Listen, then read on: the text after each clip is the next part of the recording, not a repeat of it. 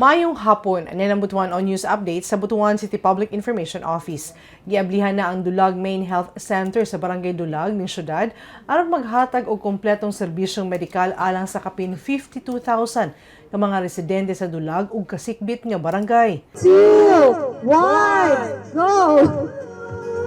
Okay! Sakop niini ang 12 ka barangay lakip ang Amparo, Nongnong, Tungaw ug uban pa.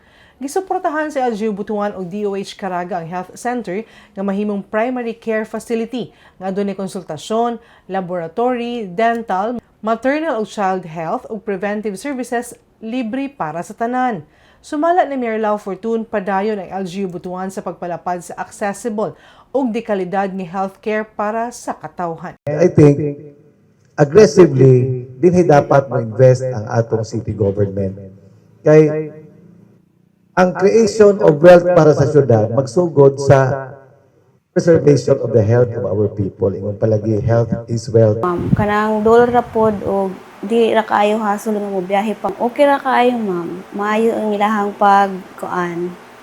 pag-approach niya, inatiman jud kanila. Wala dili ka pasagdan. Og makatong update ng adlaw alang sa mga updates, follow yung like official Facebook page, Instagram ug subscribe sa YouTube channel sa Butuan City Public Information Office. Ako si Charmaine Awitan. Daghang salamat ug dalaygon ang Dios.